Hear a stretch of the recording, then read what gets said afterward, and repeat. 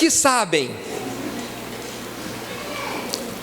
assim, que talvez as piores coisas que você viveu até hoje foram nada mais, nada menos do que um treinamento para as melhores coisas que Deus tem para você? Você já parou para pensar isso?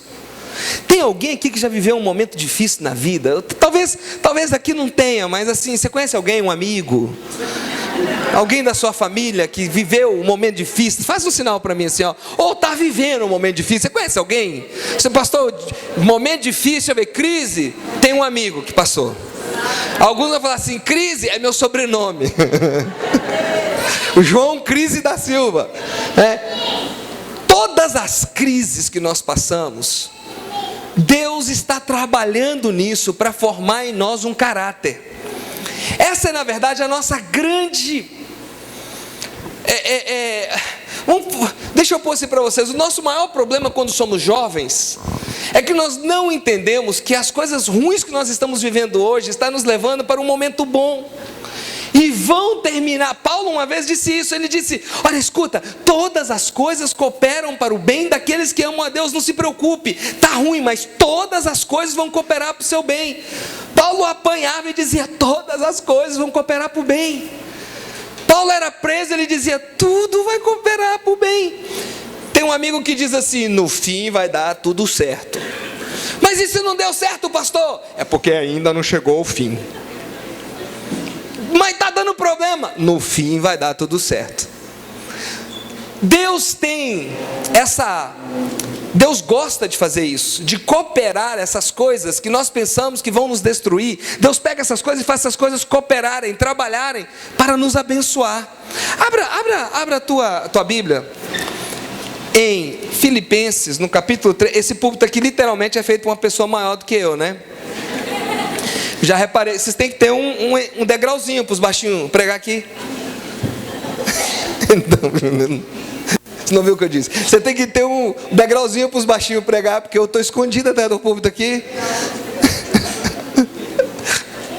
Quando ele for pregar no meu púlpito, eu desconto, porque ele vai pregar assim. Então, irmãos, deixa quieto. Filipenses no capítulo 3, Paulo fala um pouquinho para a gente desse relacionamento de passado, presente, futuro. Tem muita gente que vive no passado, não é porque quer viver, porque o passado foi duro e prendeu e dói ainda. E algumas pessoas olham para o presente e não conseguem enxergar um futuro, não conseguem ver para onde vão. Fica igual, eu falei isso lá em Porto Seguro, fica igual o mineiro perdido, onde que eu estou, onde que eu estou, para onde que eu vou. Não sabe como sair, como chegar, como eu vou sair desse estágio na minha vida. E tem algumas pessoas que olham para o futuro e há uma descrença que fala assim, olha, eu não posso alcançar grandes coisas, eu não posso fazer muitas coisas, porque olha da onde eu venho, olha o que eu estou sentindo, eu não tenho como alcançar muito. Mas Paulo tinha uma postura com relação ao passado, ao presente e futuro, que muito nos ensina. Filipenses capítulo 3, no versículo 12, né? Essa é a palavra do Senhor. A gente gosta de falar, é Paulo que nos ensinou e tal, mas isso é Deus nos ensinando, isso é a palavra de Deus. Paulo foi só um instrumento, né? Diz assim Paulo, não que eu já o tenha recebido, ou já tenha obtido a perfeição, mas prossigo para conquistar aquilo para o qual também fui conquistado por Cristo Jesus. Irmãos, quanto a mim, não julgo havê-lo alcançado, mas uma coisa eu faço, esquecendo-me das coisas que para trás ficam e avançando para as que estão diante de mim, prossigo para o alvo, para o prêmio da soberana vocação de Deus em Cristo Jesus. Meu Deus, te pedimos nessa noite que o Senhor nos dê unção, tanto para falar como para ouvir a Tua palavra, Senhor. Trabalha em nós de forma individual, nos capacita a entender o que o Senhor quer falar conosco nessa noite. Molda-nos, Senhor, ainda mais a imagem de Cristo, muda o nosso caráter e cura-nos nessa noite para que nós possamos alcançar tudo o que o Senhor preparou para nós. faça isso nessa noite, nós te pedimos, ministra aos nossos corações, em nome de Jesus, amém.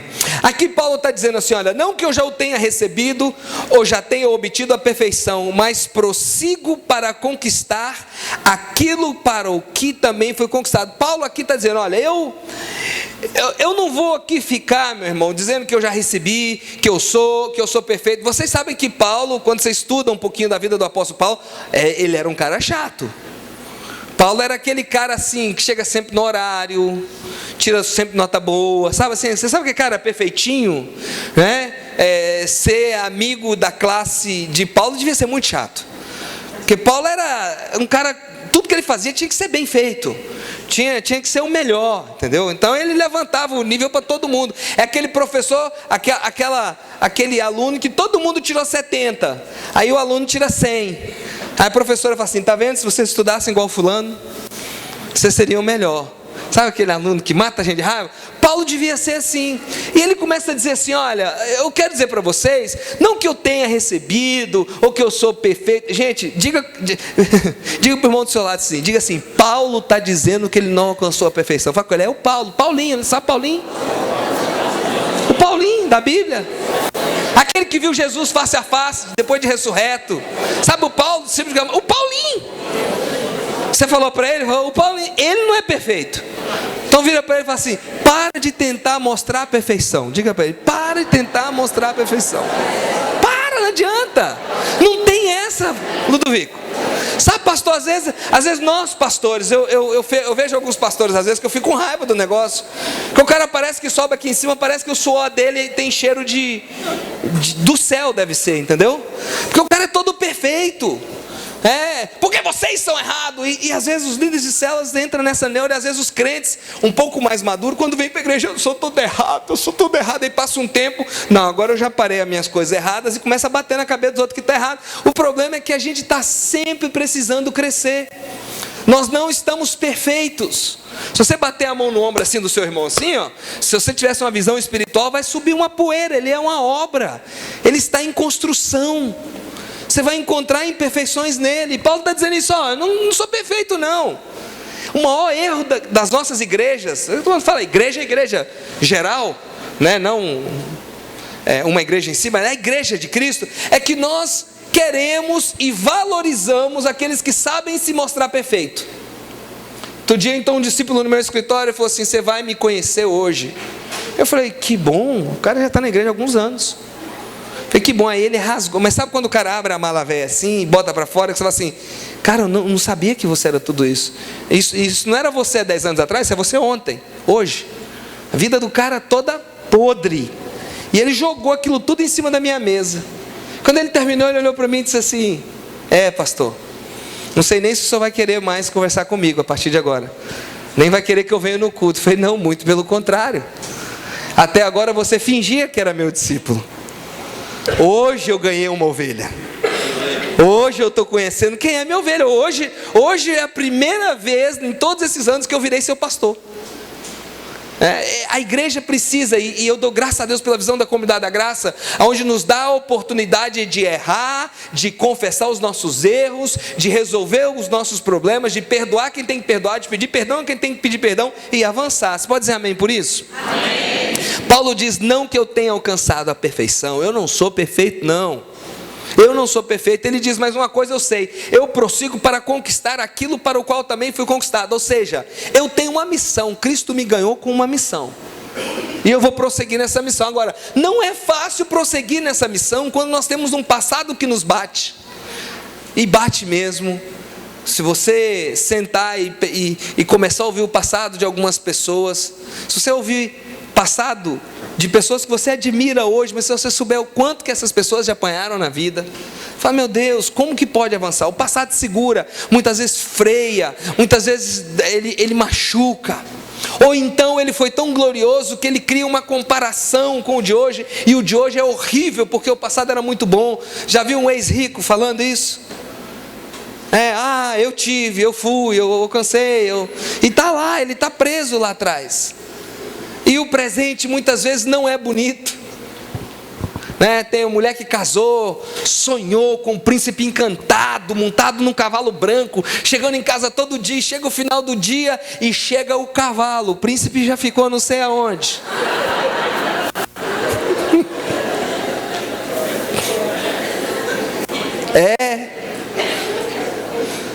O marido chega em casa esperando aquela mulher que ele sonhou, aquela gatinha e tal. Aí chega, ele mal entra dentro de casa, a mulher já vem, chegou, né? Ainda bem, né? Ó, tem essa porta para pintar, tem isso, tem aquilo. Escuta, você conhece um homem que a gente pode chamar para vir trocar essa lâmpada aqui para nós?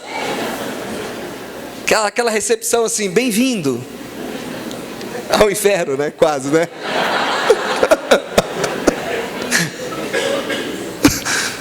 E o presente não é bonito, e o futuro muitas vezes ele não nos dá muita expectativa, a gente não sabe, porque a gente não conhece o futuro, e a gente muitas vezes não consegue crer, e a gente se vê débil nisso. Aí Paulo diz assim, olha, eu fui alcançado, e eu tenho um projeto, Deus me alcançou para uma coisa, então eu preciso avançar para esse projeto.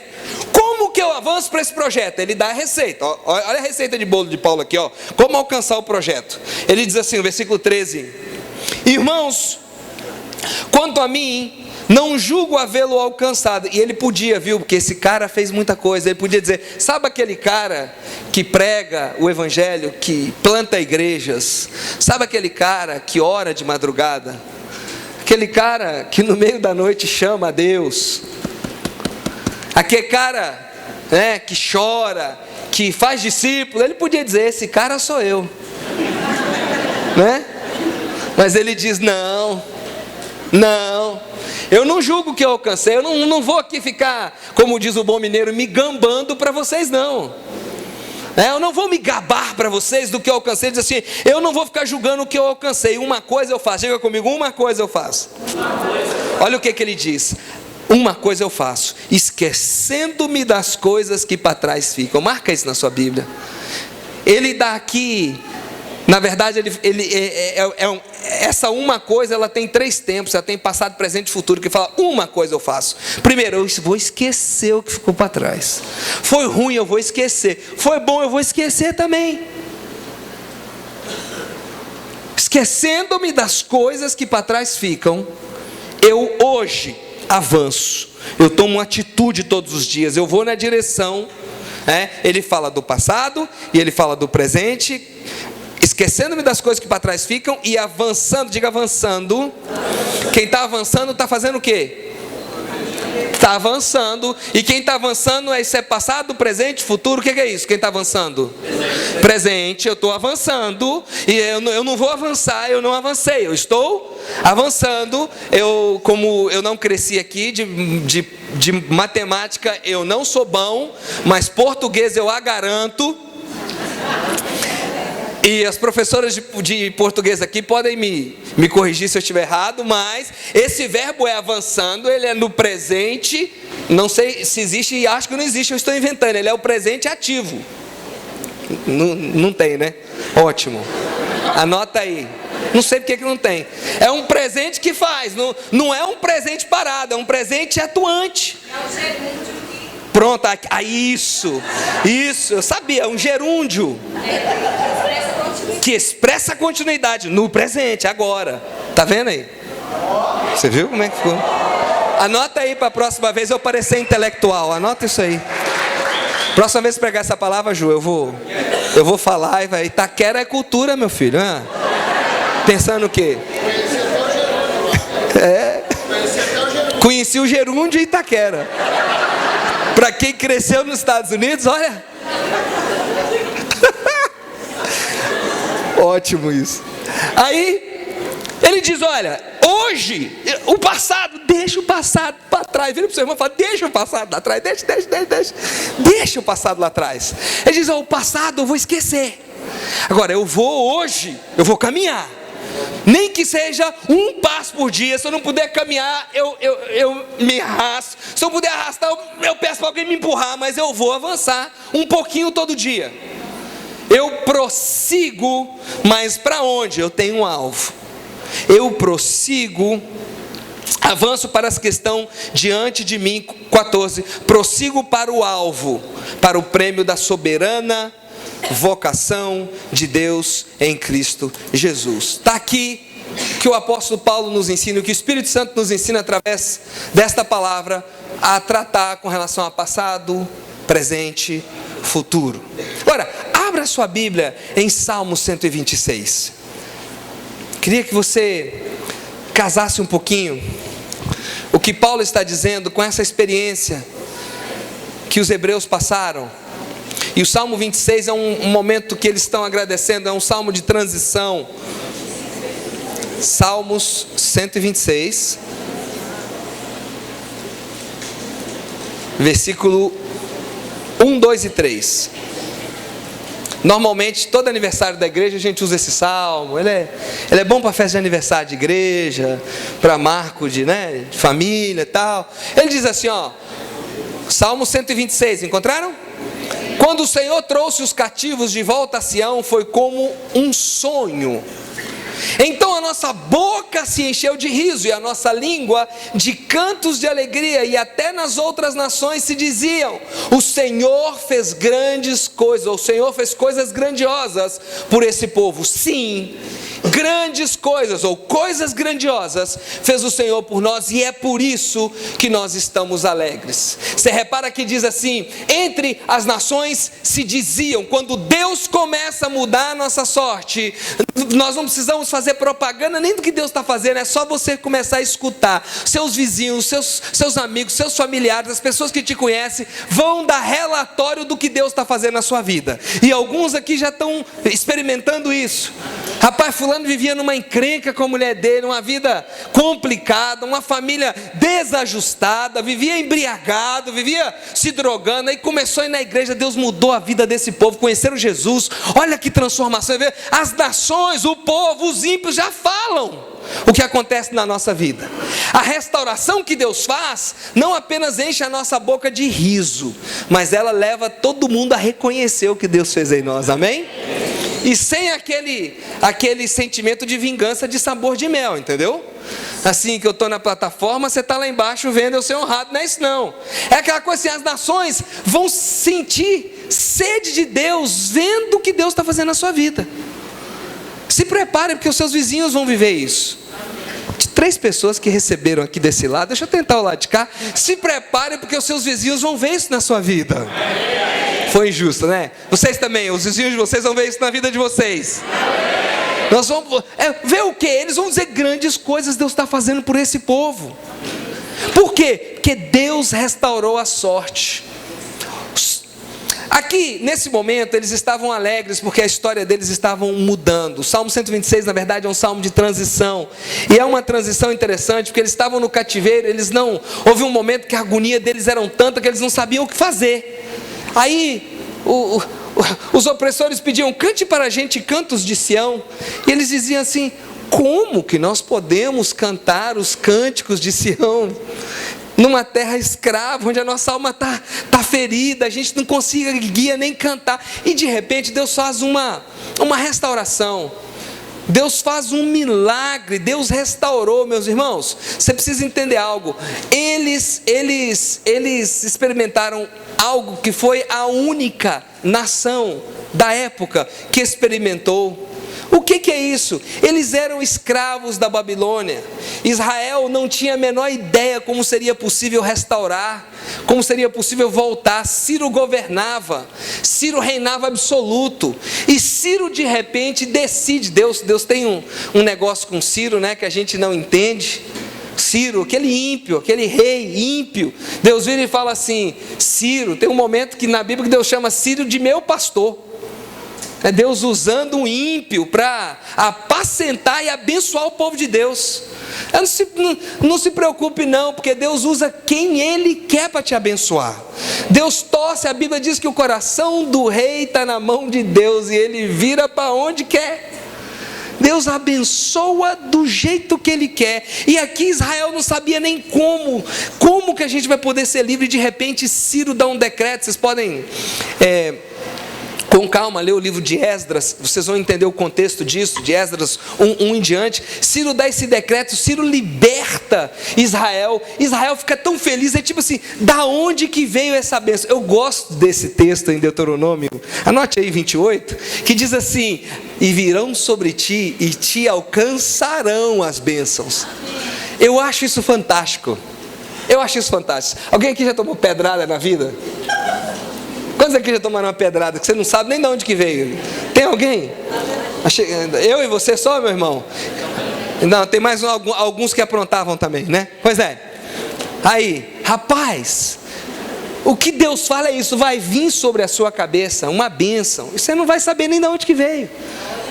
Sabe esse negócio de crente de ficar correndo atrás da bênção? Para com isso. A Bíblia nos ensina que as bênçãos, quando nós andamos na obediência, virão sobre nós e nos alcançarão. Você está andando, olha para tá aí, está abençoado, vai, segue. Mas o que eu fiz? Você está andando com Deus. Mas quem jogou? Não interessa, mas por que? Não. Deus gosta de fazer essas coisas. O problema é que nós dificultamos o mover de Deus com o nosso emocional.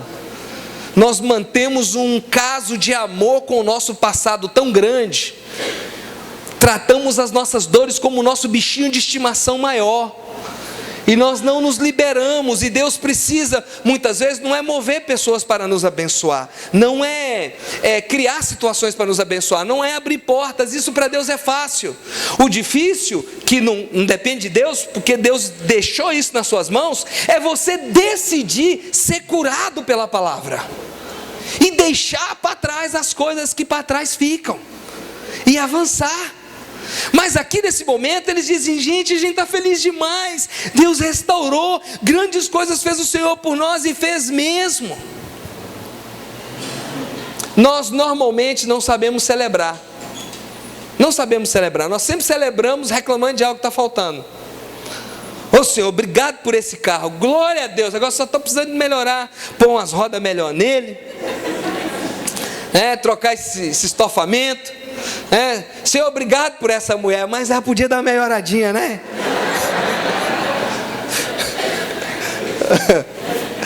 Deus, obrigado pelo meu pastor, mas sabe como é que é, né, Senhor? Eu também, né? Não é nenhuma Brastemp, não, né? A gente sempre agradece com as ressalvas. Isso é algo que a gente fica preso. Por quê? Porque a nossa alma não sabe celebrar. Nós temos uma facilidade de esquecer o que Deus está fazendo na nossa vida e de enfatizar o que não está sendo feito. Por exemplo, o marido chega em casa, ele encontra os filhos bem cuidados, a casa limpa, ele encontra a mesa posta, ele encontra, enfim, uma série de coisas. Senta na mesa, o feijão está salgado. O que ele vai falar? O feijão está salgado. E que bom se isso fosse só no universo masculino, né? O marido passa um mês ali, tentando fazer algo bom, tentando fazer algo, né? Leva flores um mês, né? Chama a sogra para jantar em casa no outro. Essas coisas assim de arte, né? Essas coisas que exigem um homem quebrantado, homem de Deus para fazer, né? Leva a esposa para passear.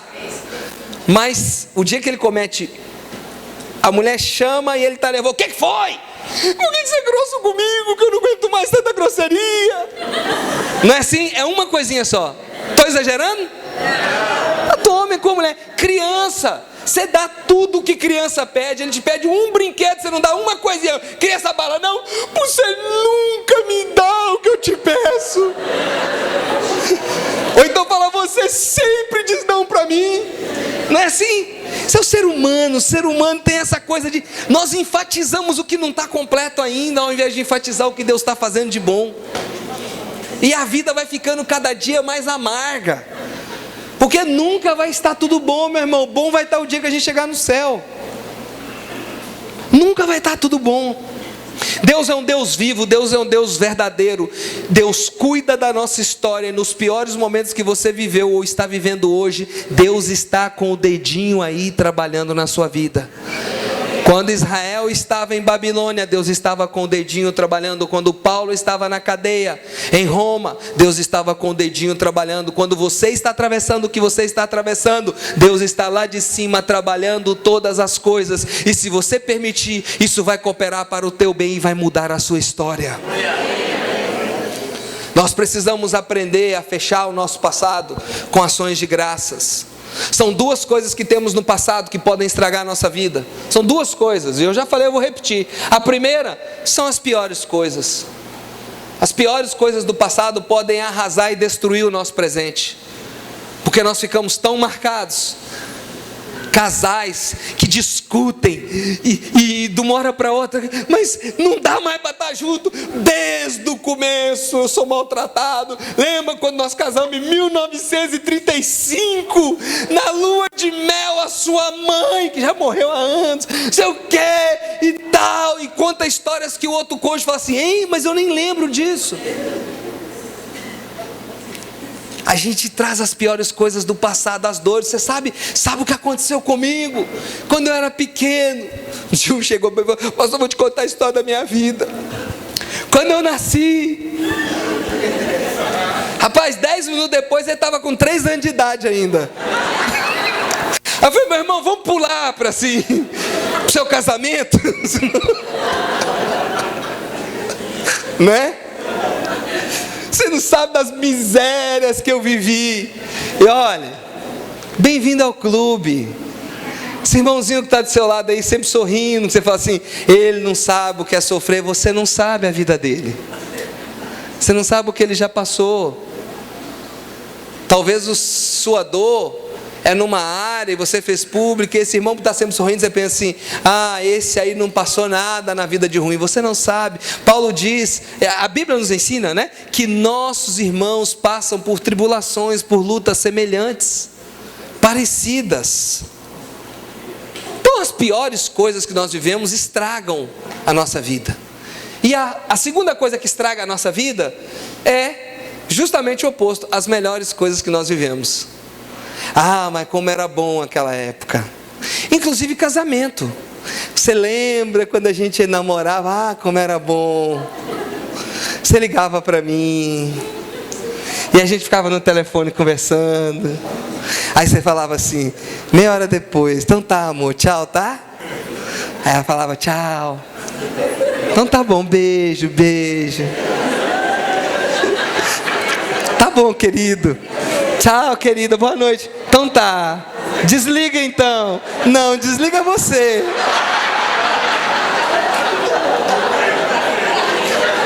Não, desliga você. 10 minutos depois: então vou desligar, hein? Ah, mas era tão bom. Então tá, vou desligar, tchau. Você não desligou, você tá aí. Você lembra, Ju?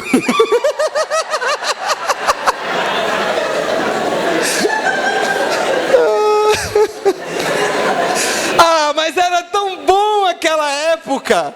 Era um tempo tão bom, era tão bom. Agora eu chego em casa, tá aí esse trem aí. Ou chega esse trem aí em casa. Tudo bem? Tudo bem. Ah, e era tão bom. E assim... Mas sabe, naquela época a gente passeava, naquela época a gente ficava até tarde conversando. Pois é, filho, mas você arrumou criança, agora você tem que trocar fralda, você tem que levar no dia, você tem que trabalhar, porque tem um monte de criança para você dar para comer. Antigamente você falava: vou trabalhar hoje não, vamos passear. Hoje você fala: não posso passear, que se eu perder meu emprego eu estou lascado. Então as coisas vão mudando, não é assim? E a gente vai mudando. E a gente fica lá atrás: ah, eu quero arrumar um namoro que traz aquilo de volta. E aí onde acontecem os affairs? Porque sempre vai aparecer um filho do diabo ou uma filha do diabo que está disposto a viver temporariamente uma grande paixão com você. Mas casa com ele. Casa, vai viver junto com essa grande paixão, que você vai cair no mesmo tédio que você está. Porque o casamento todo dia, meus queridos, precisa de ser trabalhado, é tedioso. Quando você chega na casa da sua namorada às 5 horas da manhã, ela está penteadinha, você já viu isso? Tá cheirosinha, tá com escovinha. 5 horas da manhã, não é verdade? Vai sair para o acampamento, não sei o que, chega lá e tá inteirinha. Agora, depois que casou, aí você acorda,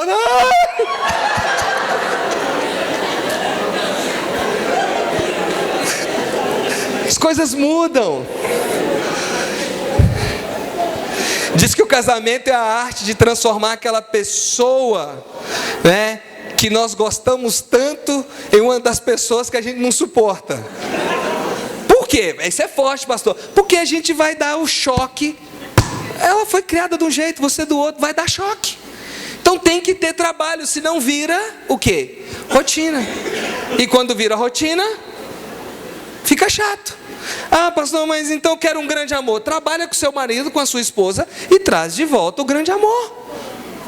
Não precisa destruir a família e os filhos. Amém? Amém. Traz esse paixão, meu irmão, é igual fogo. Ó. Só para que o negócio acende.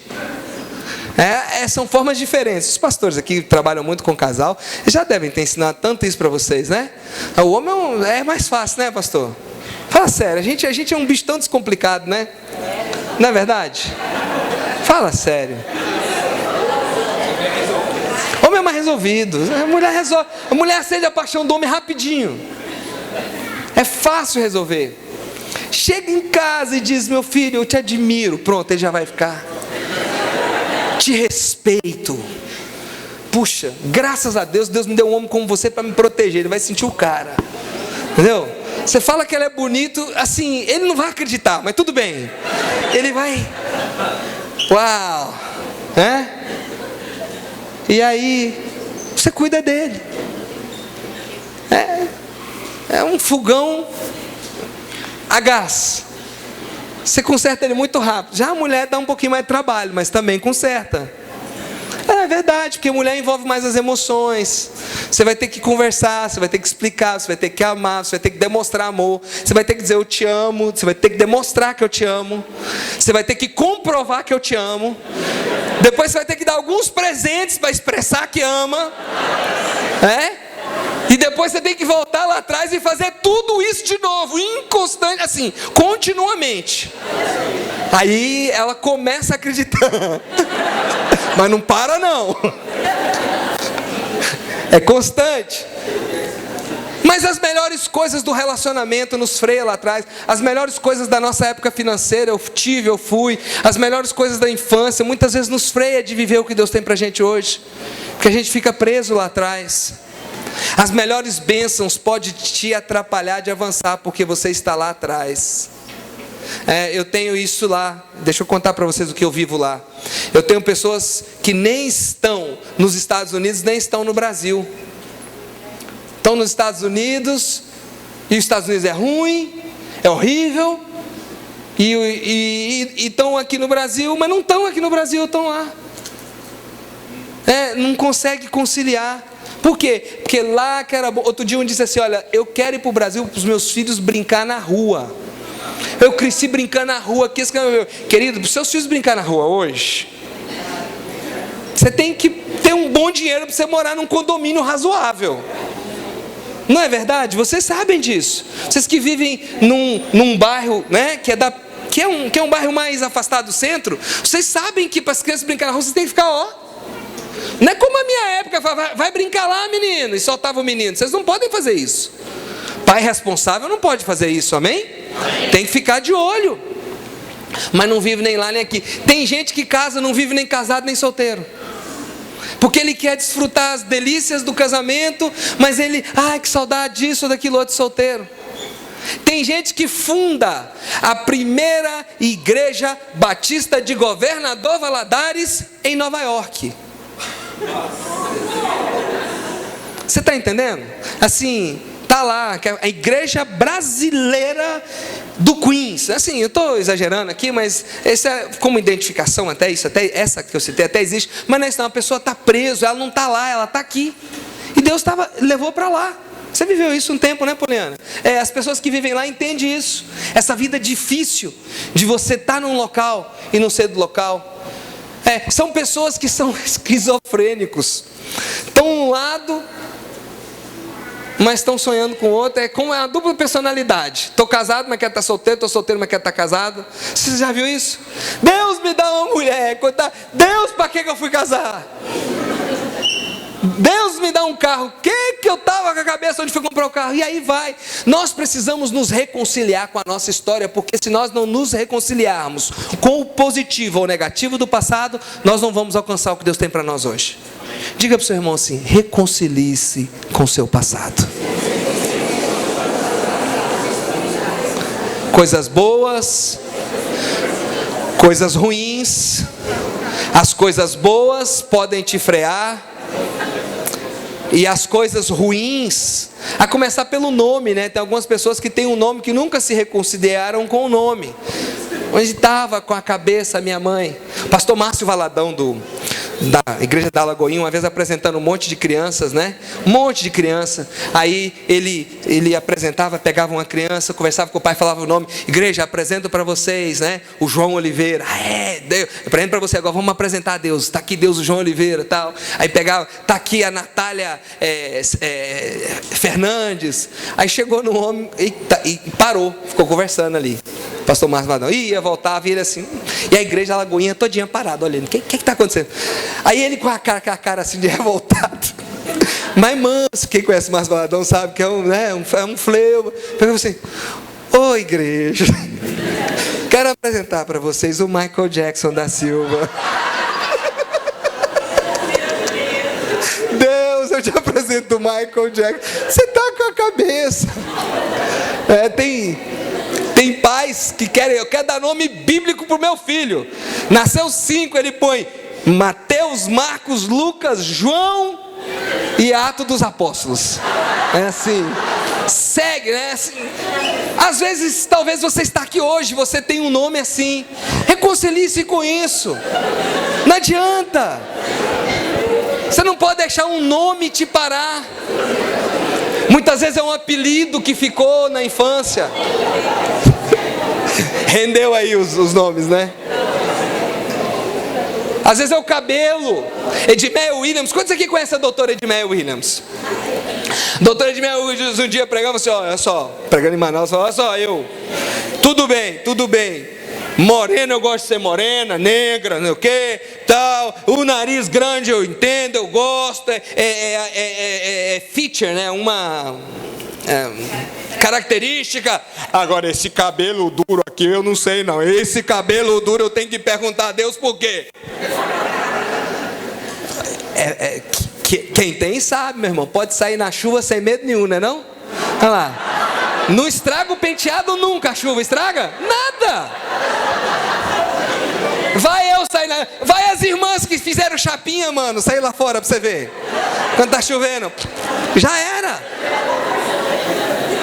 Tudo tem o seu lado positivo. Tudo tem o seu lado negativo. Reconcilie-se com o seu passado.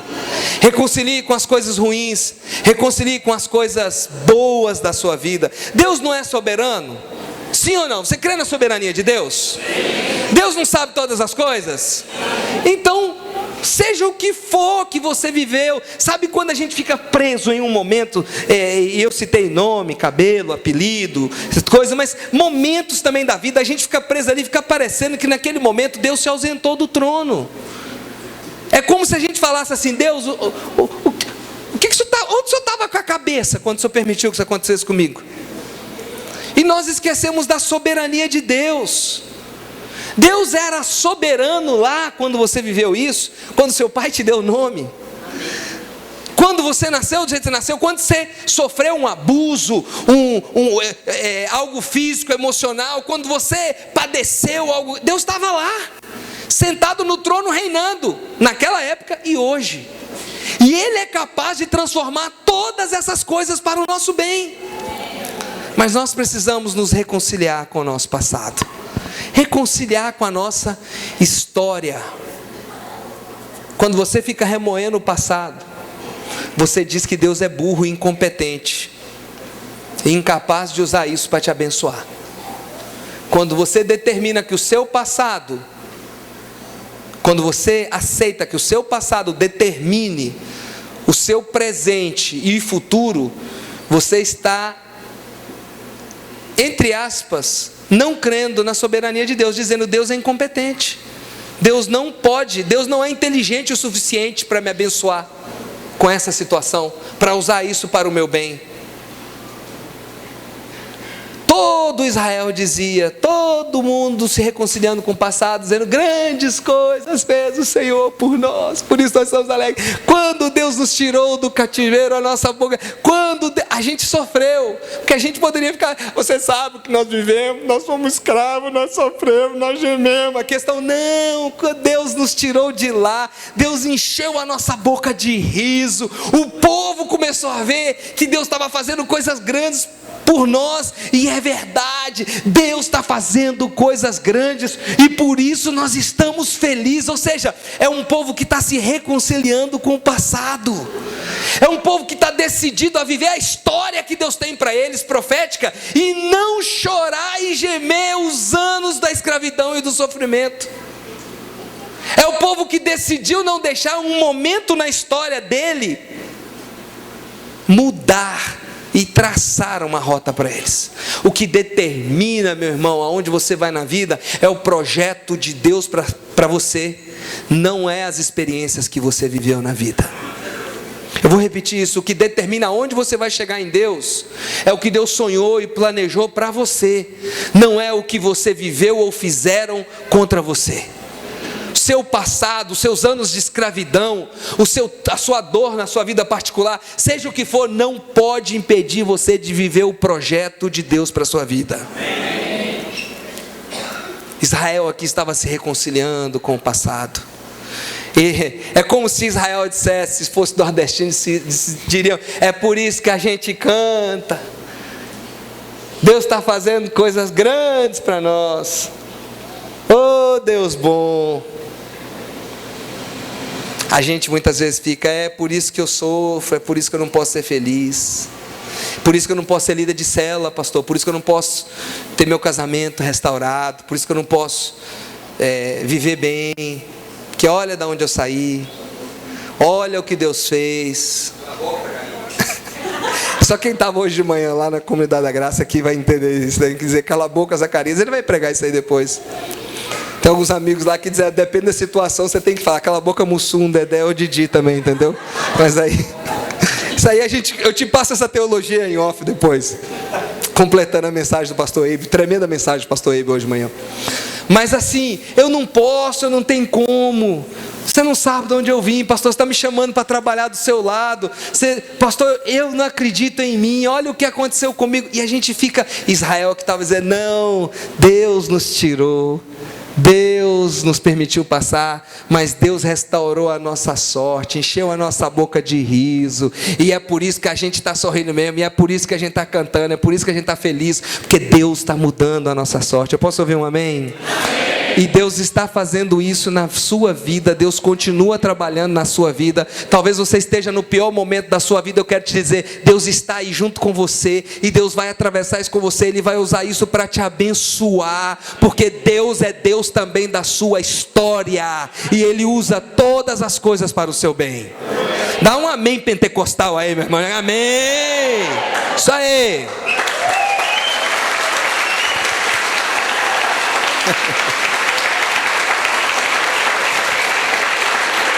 Enquanto você não resolver essa história dura da sua alma, enquanto você não fechar as etapas do passado, seja bom ou ruim, com ações de graça, como eles estão fazendo aqui no Salmo 126, estão fechando o passado com ações de graças. Enquanto você não fizer isso, você não vai fazer a transição direito para o que Deus tem para você hoje, não vai viver o presente que Deus tem para você, e não vai alcançar o futuro, vai habitar sempre no passado. Tem uma música do Luiz Gonzaga, desculpe que eu estou no púlpito, pastores Ludovico e Solange, mas eu sou mineiro de Governador Valadares, que é quase Bahia, e tem baiano ali de sobra, então assim, o valadarense é meio baiano. Então eu vou dar um pouco de, deixar fluir aqui o meu orgulho nordestino. Tem alguém do Nordeste aqui? Deixa eu ver. Quase ninguém. Tem alguém aqui que o pai é nordestino, O avô é nordestino, deixa eu ver. Aí já foi ficando. Se eu continuar mais 3 gerações, a gente passa a régua, né? Olha, escute. Luiz Gonzaga, rei do Baião. Alguns irmãos estão me olhando assim, você, pastor, já dancei muito isso aí. Conheço muito isso aí. Luiz Gonzaga, ele tem uma música, na verdade não é uma música, é um momento da vida dele, que ele conta num especial, você acha isso no YouTube. No especial, eu vi uma época, anos na televisão, que ele tinha um especial na televisão, né? E ele conta o dia que ele volta. Tem uma música que fala, que a música é Luiz, respeita os 8 baixos do seu pai, ou do Januário, que é o pai dele. Mas ele, antes de cantar essa música, ele narra a história da vida dele. E essa narração é incrível, porque ele começa a falar assim, olha, se você não sabe, o Luiz Gonzaga, ele quando tinha 16 anos, ele gostou de uma menina, se apaixonou por uma menina que era rica, filha de um fazendeiro rico, e ele pobre. E ele foi falar com um fazendeiro rico. E o fazendeiro rico maltratou ele. Falou, você é pobre, não vou casar com a minha filha. E aí ele ficou tão bravo, que ele disse que ia matar o pai da menina. Daí falou que ia matar o pai da menina conhecia Januário, que era o pai dele. Mandou um recado, falou assim, olha, se fosse outro eu mandava matar, mas é seu filho. Cuida dele aí. E ele chegou em casa e tomou uma surra do pai e da mãe, que nunca tinha tomado antes. E os pais disseram, na nossa família já teve de quase tudo, mas assassino nunca teve, e você não vai ser o primeiro. E deram uma surra bem dada nele. E ele ficou tão revoltado com aquilo, que ele disse um dia, falou, maninha, tem um convite para tocar num forró, na cidade vizinha. A mãe falou, vai, mas não esqueça de trazer o dinheiro. E ele vai, e nunca mais volta, pega o dinheiro e vem para São Paulo. E aqui ele cresceu, nesses interiores, aí ele construiu carreira, ficou famoso, ganhou dinheiro, se tornou um grande sanfoneiro famoso. E um dia ele volta para casa, e ele conta nessa música, que ele vai narrando, ele fala, esse é o menino, né? E ele fala, e eu voltei para casa. E ele vai contando a história, ele diz, e eu cheguei em casa, estava tudo apagado, já era de noite, já era escuro, e eu cheguei em casa e chamei, seu Januário. E aí, ninguém respondeu. Eu me lembrei da senha, eu falei, louvado seja nosso Senhor Jesus Cristo. Aí o pai respondeu lá de dentro com a contrassenha, que eu já não lembro, louvado seja Cristo sempre, uma coisa assim que era, para sempre seja louvado, obrigado. E o pai respondeu, para sempre seja louvado, e foi abrindo a janela, ele quando estava tudo escuro. E aí o pai não o reconhece, e ele diz assim, olhe, eu sou seu filho, Luiz Gonzaga. O pai olha para ele e dá uma bronca, e diz assim, isso lá são horas de chegar em casa, menino.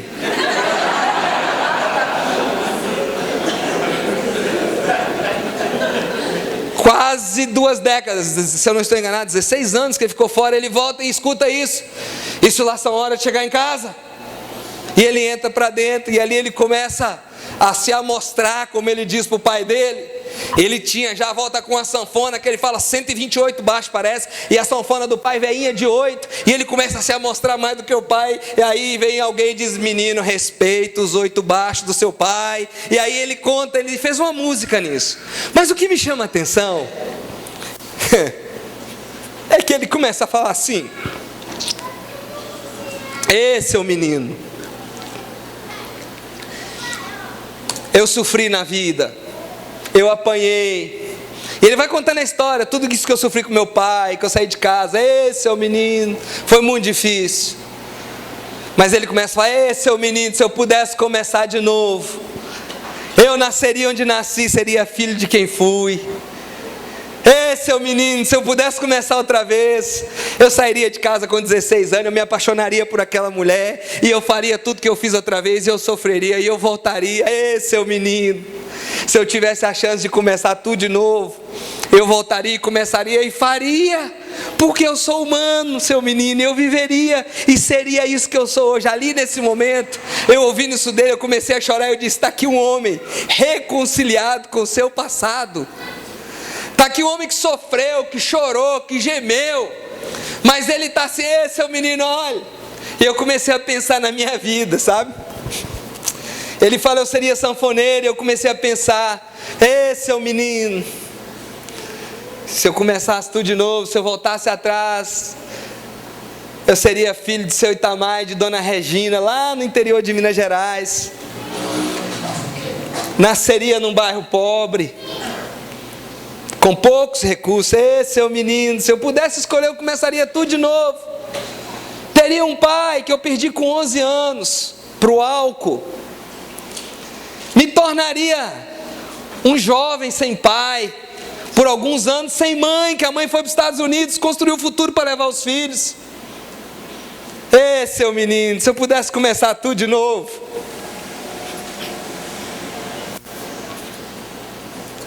Eu voltaria lá naquele dia, naquele baile lá, que eu conheci minha branquela. Eu me apaixonaria por ela de novo, casaria com ela e teria 4 filhos de novo com ela.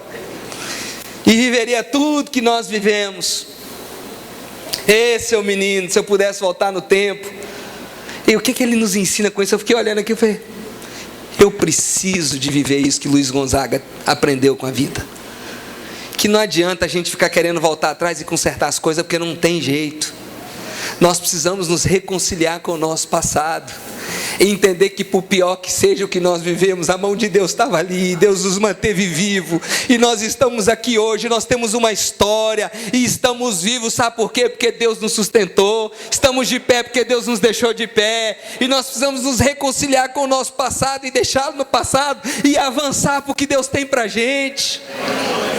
Porque senão a gente fica preso, cantando a vida toda das misérias que nós vivemos, ou dos louvores dos momentos bons, e não desfrutamos o que Deus tem para a gente. Se você fosse começar hoje, o que você faria? Pastor, mas você não sabe o que foi aquela perda, você não sabe o que foi aquele abuso. Eu sei que não é fácil, mas olha, Deus estava lá. Reconcilie-se com o seu passado. Perdoe, libere, com as dores e com as vitórias que você sofreu. Foi dolorido, foi ruim, mas você está vivo. Aprenda a agradecer a Deus, porque você passou por aquilo e continua vivo. Aprenda a agradecer a Deus. Pastor, eu já quebrei 3 vezes. Pois é, e está aqui com saúde para levantar outra vez e para construir de novo. Pastor, eu tive um problema, mas está aqui com saúde e vivo para poder consertar, para poder fazer outra vez e fazer melhor. Meus irmãos, tem coisa que a gente aprende na escola, com 4, 5, 6 anos de estudo. E tem coisa que só uma experiência dolorosa como as que eu vivi, que você viveu, nos ensina em um dia, em uma noite, que uma universidade da vida de anos não nos ensina. Você tem essa vantagem. Um dos homens mais ricos dos Estados Unidos também é um dos homens que mais se quebrou na emenda, chamado Donald Trump. Você conhece? Esse homem já foi à falência, eu já perdi a conta de vezes que ele faliu, literalmente. Mas cada vez que ele falia, ele falava: eu aprendi algo, que da próxima vez eu vou fazer melhor. E ele enfiava a cara, ele não ficava lá no passado. Deus está falando para algumas pessoas aqui hoje que é hora de você fechar esse tempo na sua história com ações de graças. Abra sua Bíblia em Gênesis 45. Há tempo para tudo, meu irmão. Há tempo de chorar, há tempo de gemer, há tempo de... Tudo isso é humano. Pastor, eu estou ainda no meio da dor, eu estou chorando, estou gemendo. Eu não estou aqui te pedindo para você dizer assim: não, já estou curado. Não, eu estou te pedindo para você começar a analisar que Deus está no meio da sua luta, que Deus esteve no meio da sua luta, e que isso não vai te matar, não te matou. Isso vai cooperar para o bem, para o projeto de Deus na sua vida. Gênesis 45, de 1 a 15. Se você lembra bem da história, José teve os seus irmãos que o prenderam, o jogaram numa cova e o venderam como escravo. Você sabe o que é trauma, meu irmão? Tem gente que está traumatizado porque o irmão deu um tapa na cara, porque o irmão pegou um dinheiro emprestado e nunca pagou. Isso é ruim mesmo, porque o irmão roubou a namorada, ou sei lá o quê. Está traumatizado até hoje. José, os irmãos venderam ele. Queriam matar, mas não foram homens suficientes para matar, vão vender. Não, coragem de matar a gente não tem não. Não somos ruins nesse nível. Mas vender como escravo a gente vende. E ele sofreu. Quando ele chegou, começou a crescer na vida lá na casa de Potifar. Vem a esposa de Potifar e faz uma potifaria com ele. Né? Lança ele de volta na cadeia. Ele de novo está ali como escravo no fundo do poço outra vez. Deus o usa, ele abençoa pessoas. As pessoas sobem na vida, um morre, o outro sobe e esquece dele. Ele está lá naquele porão, preso, ajudando a cuidar dos presos, porque Deus o honrava ali embaixo, sem esperança na vida. E um dia chega a porta que Deus abre lá do céu, e abre a porta. Ele entra, Faraó diz: tive um sonho. Ele diz: eu vou te dizer o que é esse sonho. E Faraó diz assim: está aqui meu anel, meu filho. Você tem a mão em tudo. Tudo que está no meu reinado é teu. A única coisa que você não tem sou eu e minha mulher. Acho que eles já tinham ouvido a história de Potifar. Botou um anel na mão dele e disse assim: vai, faz o que você tem que fazer. E ele fez. O Egito se tornou a nação mais rica da terra. Ele revolucionou a economia mundial da época. E de uma hora para outra, quando o mundo está morrendo de fome, ele tinha aquela mágoa dentro dele. De uma hora para outra, ele está ali vendendo, administrando. Eis que de repente entra na frente dele aquela raça de víboras. Ele disse: a minha vingança agora tem sabor de mel, tem sabor de mel. É agora. E aí ele começa a aprontar com os irmãos. Se você lembra do texto, senão você lê lá com calma depois, os textos que antecedem o que nós vamos ler agora. Aí ele começa a aprontar, ele bota um cálice, diz que os irmãos roubaram, manda buscar o irmão mais novo e tal, e aquela crise toda. Aí ele vai espremendo os irmãos, vai espremendo, de uma hora para outra os irmãos estão desesperados. Meu Deus, esse cara vai acabar com a gente. Ele ali com a vingança. O nome dos filhos dele, se você ver, o nome dos filhos dele fala o quanto que ele sofria. Um falava da dor e a outra falava assim: eu esqueci da dor. Sabe que a pessoa, Deus me fez esquecer um e o outro é? Isso, Deus me fez prosperar na terra do meu sofrimento. Ele esqueceu o passado? Filho nasceu, ele disse: vou pôr o nome dele, Deus me fez prosperar na terra do meu sofrimento. Ele estava pensando em quem? Nos irmãos. Quando ele disse: Deus me fez esquecer. Meu irmão, quem esquece não fica botando nome no filho de Deus me fez esquecer. Tem gente que fala assim: ó, eu já perdoei, perdoou nada. Se tivesse perdoado, você não estava falando, eu já perdoei 500 vezes quando você fala o nome da pessoa. Tem que perdoar ainda. Deus me fez esqueci que é a raça daquele. Aí de repente chega todo mundo na frente dele. Ele faz tudo e vai espremendo de uma hora para outra. Uma hora para outra ele entra assim, ele abre o coração e Deus fala com ele. E é esse momento aqui que ele se rasga. Veja o que acontece. A essa altura, Gênesis 45, de 1 a 15, José já não podia mais conter-se diante de todos os que ali estavam, e gritou: façam sair a todos. Assim ninguém mais estava presente quando José se revelou a seus irmãos. E ele se pôs a chorar tão alto que os egípcios ouviram, e a notícia chegou ao palácio do faraó. Ele deu ali o grito da libertação da alma dele. Esse é o dia que ele perdoou. Ele viu os irmãos, o povo saiu correndo num grito. O original diz: toda a casa de faraó ouviu. Ecoou-se nos palácios, ecoou, foi um berro de cura, de reconciliar com o passado, de reconciliar com a história dele. E olha que coisa linda. Então disse José a seus irmãos: eu sou José, Meu pai ainda está vivo. Mas os irmãos ficaram tão pasmados diante deles que não conseguiam responder. Eu imagino. Esse é o cara que nós lançamos ele e vendemos ele. Ele está aqui, ele pode fazer o que quer com a gente. Não vou falar nada. O que eu falar vai ser usado contra mim na corte. Eu vou ficar quieto. E José fala: gente, sou eu. Meu pai está vivo. Os irmãos, cheguem mais perto. Disse José a seus irmãos. Quando eles se aproximaram, disse-lhes outra vez: sou eu, aqueles irmãos que vocês venderam ao Egito. Eu fico imaginando que nesse momento os irmãos, ele não esqueceu. Ele lembra direitinho o que aconteceu. Estamos lascados.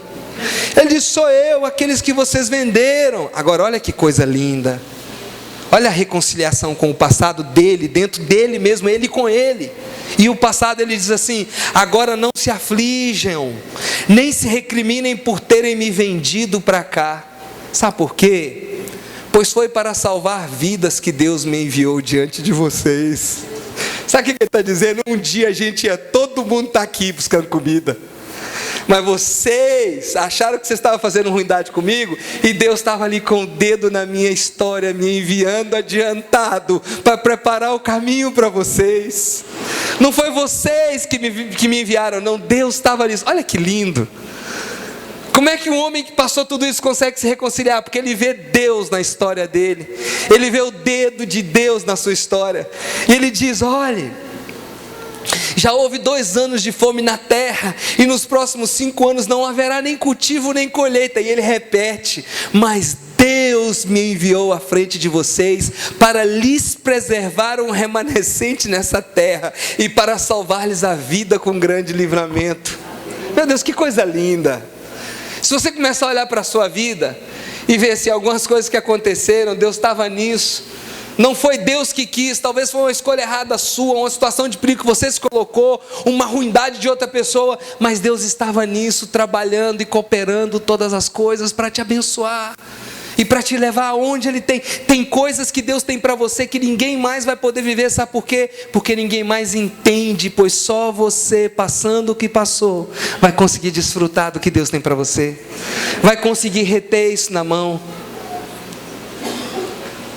Ele diz, repete: assim não foram vocês que me mandaram para cá, mas sim o próprio Deus. Ou seja, vê que ele vai falando a mesma coisa repetidamente. Eu imagino que eles iam falando e os irmãos assim diante dele: não foram vocês não. Um olhava para o outro: foi não? Foi Deus. E os irmãos: deixa eu explicar de novo. Vocês pensavam, mas não era. Deus estava querendo preservar vocês. A bondade de Deus estava lá naquele momento que eu estava na cova, vocês planejavam se me matariam ou se me venderiam. Deus estava ali comigo. Estava naquele momento que eu corri da mulher de Potifar e ela mentiu e eu fui preso. Estava em todas as minhas dores, Deus estava preparando o momento para que eu pudesse abençoar vocês. Deus estava formando em mim algo que, se não fosse todas essas dores que eu vivi, eu não teria condição de alcançar, não teria condição de viver, não teria condição de ajudar outras pessoas como eu estou ajudando hoje, não teria condição de salvar toda a terra da fome. E aí ele diz: Deus me tornou ministro de Faraó e me fez administrador. Se ele não tivesse curado, sabe o que ele ia dizer? Ô bando de raça ruim vocês, viu? Vocês me jogaram na cadeia, vocês queriam me destruir, vocês queriam me arrebentar, mas Deus é fiel, Deus é bom. Para vergonha de vocês, hoje vocês estão aqui diante de mim, e vocês têm que se prostrar, viu? Vocês me humilharam. Lembra do sonho que eu falei? Não quiseram acreditar? Bem feito, se cumpriu, está aí de joelho agora. Vocês riram do meu sonho, ficaram chateados, mas Deus é fiel, porque eu trabalhei duro, eu igual um cavalo construí a minha história, eu consegui sair do nada e reconstruir, eu passei por cima, O que é isso? É uma pessoa ferida, se projetando sobre outros, querendo dizer que você fez pouco caso de mim, mas eu fui melhor do que você, agora eu vou esfregar na sua cara. O que eu tenho de pessoas que se convertem assim: eu vou voltar lá para o interior de Minas Gerais, vou construir uma casa e vou esfregar na cara daquele povo todo que diz que eu não ia dar nada na vida. Vou comprar um carro só para passar na frente daqueles irmãos a pé, para dar tchau para eles. Vou fazer. Isso é tudo enfermidade de quem ainda está preso no passado. Quando a pessoa diz: Deus estava em tudo isso. Olha, um homem sarado, reconciliado. Quase que eu escutei dizer assim: seu menino, eu viveria tudo de novo. Faria tudo outra vez, igualzinho. E ele continua dizendo assim: voltem depressa a meu pai e digam-lhe: assim diz o seu filho José, Deus me fez senhor de todo o Egito, vem para cá, não te demores, tu viverás na região de Gósen, e ficarás perto de mim, tu, os teus filhos, os teus netos, as tuas ovelhas, os teus bois, os teus bens, eu te sustentarei ali, porque ainda haverá mais 5 anos de fome. Do contrário, ele falando para os irmãos, tu e tua família e todos os teus rebanhos morreriam na miséria, acabarão na miséria. Vocês estão vendo com os próprios olhos. E meu irmão Benjamim também, que realmente sou eu que estou falando com vocês, conte a meu pai quanta honra me prestam no Egito e tudo que vocês mesmos testemunharam, e traga meu pai para cá depressa. Então ele se lançou chorando sobre o irmão Benjamim e o abraçou, e Benjamim o abraçou chorando, e em seguida beijou os seus irmãos e chorou com eles, e depois os seus irmãos olha o versículo chave aqui, e só depois os seus irmãos conseguiram então conversar com eles. Esse tempo todo os caras ficaram assim, e só depois então os irmãos falaram: então tá, agora a gente pode falar então. Ah, pastor, você fala isso é porque você não sabe da minha vida. Todos nós temos nossas dores, essas mágoas. Romanos 8, 28 é o texto que tenho citado algumas vezes aqui hoje. Você pode projetar, por favor?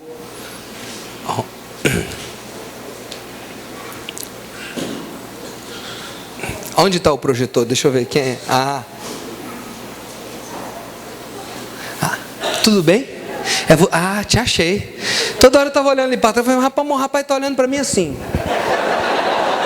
me ouvindo o tempo todo assim. Aí mudava a tela, eu falei: uai. Eu ainda estou na época lá da mão na tela, assim, você já está assim só. Te achei. Ok, Romanos 8, 28. E sabemos que todas as coisas, será que todas aí, as coisas, Deus também está falando desse momento ruim que você viveu? Será que todas envolvem um abuso sexual? Será? Será que todas envolvem talvez o abandono que você sofreu de pai, de mãe, de esposo, ou seu filho que te abandonou? Será que todos, nesse todos, está incluído também as crises financeiras, as dores, as injustiças? Uma vez eu fiz um estudo profundo ministrando. Eu gosto muito de olhar numa enciclopédia, uma concordância chamada Strong's. Ela é uma concordância hebraica e grego. E eu fui olhar essa palavra todos, eu fui mergulhar na etimologia. Essa palavra é bonita, viu? O gerúndio eu conheci aqui, etimologia não. Na etimologia, que é o que? A raiz da palavra. E eu fui ver o que no grego ou no hebraico, o que significava essa palavra tudo. E quando eu cheguei no finalzinho, depois de cavar ali uns 15 minutos, estava lá, tudo no hebraico, a etimologia, a raiz é tudo. Não dá para tirar, nem pôr, nem aumentar, nem nada. Então todas as coisas são todas as coisas. As dores que você passou, as coisas boas que você passou, ou ruins, as que você está passando hoje, e as coisas ruins que você vai passar. Está amarrado, pastor, não adianta amarrar. Adianta amarrar, meu irmão. Tem uma promessa de Jesus que muita gente pula rapidinho ela. Eu gosto das promessas de Jesus. Pois é, ele diz: nesse mundo tereis aflições. Está amarrado, pastor, mas tem de bom ânimo. Tem gente que lê esse texto assim: nesse mundo tereis aflições, mas tem de bom ânimo. Nesse mundo tereis aflições. Não, nós vamos ter aflições. Você já passou por lutas? Quero te dar uma notícia: outras lutas virão. Ah, pastor, eu vim aqui para você dar uma palavra de vitória. Vai que nunca mais vai acontecer algo errado na sua vida. Você nunca mais vai ter problema. Bom, você entrou na igreja errada, né, Ludovico? Porque não vai ouvir isso aqui, né? Não, você vai ter problema sim. Ah, pastor, o problema é solteiro que tem. Agora eu vou casar. Prepare-se para ter problema. Tá? Queridinho. Ah, pastor, a gente tem muito problema porque está sozinho. A gente não tem. A gente quer ter filho. Aí começam-se os problemas. Ah, pastor, porque os meninos estão pequenos, dá muito problema. É agora que eles estão grandinhos. Problema dobrado. Ah, pastor, mas agora casou os meus filhos, então não vou ter mais problema. Os pais de filhos que casaram é que sabem, né? É uma preocupação a mais. Quem já é pai de filhos casados sabe. E quando nascem os netos, então nem se fala. Nós vamos ter problemas. Mas todos os problemas que nós temos ou teremos, o dedo de Deus está nisso. E se confiarmos em Deus e aprendermos a reconciliar com cada um dessas situações e a descobrir aonde que Deus quer me levar através disso, o que de bom Deus vai fazer através disso, nós vamos alcançar o que Deus tem para nós. A pergunta sempre é: Deus, não é por que estou passando por isso, é Deus, para que estou passando por isso? O que o Senhor quer me ensinar nessa situação? Ah, pastor, quer dizer que é Deus que planeja as crises? Meu irmão, ou assim, não é.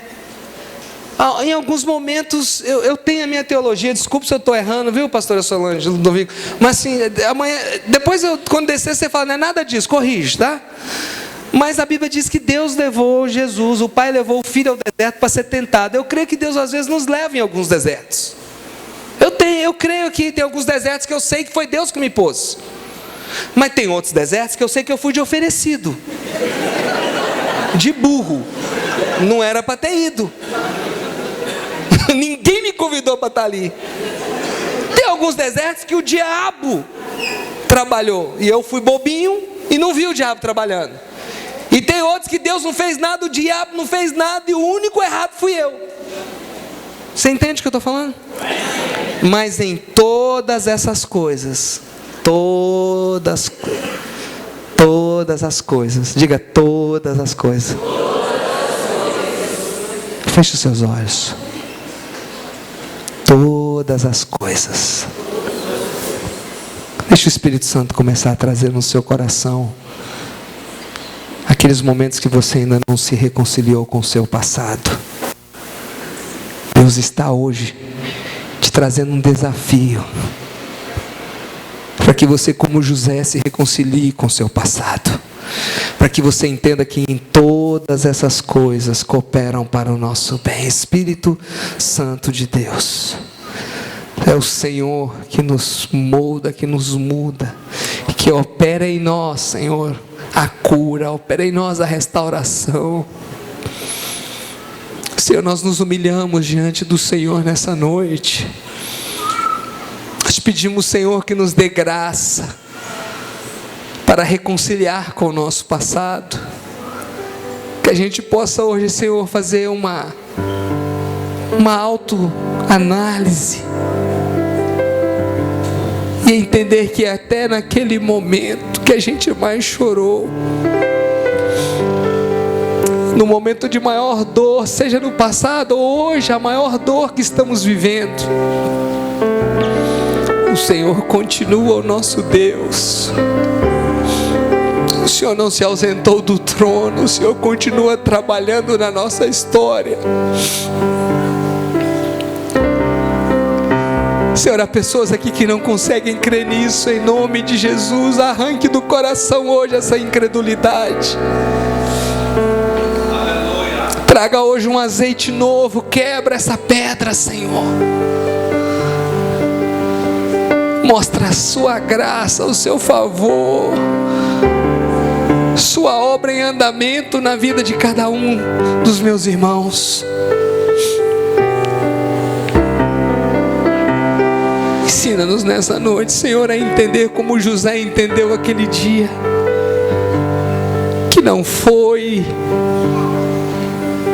os nossos inimigos que nos feriram, que o Senhor era soberano. E se o Senhor naquele dia permitiu, se o Senhor naquele dia, Senhor, ainda que seja na vontade permissiva, deixou acontecer, o Senhor sabia que poderia usar isso para nos abençoar.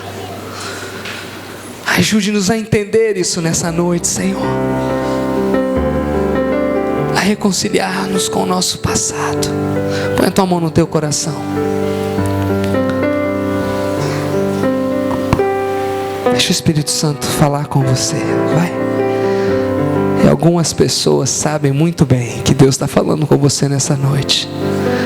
Nós vamos louvar a Deus, mas antes disso eu queria te pedir, se você hoje precisa de dar o grito da sua alma, de reconciliar-se com o seu passado, de fazer aquilo que José fez aquele dia, talvez, de se acertar com Deus e de dizer: Deus, me perdoe, porque eu estou aqui chorando um negócio que hoje eu entendi que o Senhor está na minha história. Hoje eu posso perdoar, hoje eu posso liberar, hoje eu posso entender que foi para o nosso bem, que ainda aquilo que o inimigo fez, que foi pior, que poderia ter me matado, o Senhor me manteve vivo. E o Senhor está trabalhando isso, fazendo com que isso coopere para o bem da minha família e de tantas pessoas que eu poderei abençoar. Se hoje é o dia da sua reconciliação, se você sabe que essa palavra não é para você uma vacina, mas uma medicina urgente que Deus trouxe para a sua alma hoje, que precisa, corre aqui na frente, vai. Enquanto a igreja fica de pé, nós vamos louvar a Deus. Você que entende que hoje você precisa disso, corra aqui na frente. Fique voltado para mim, virado para o púlpito. Chega o mais perto possível. Eu quero, dentro do possível, tocar cada um de vocês.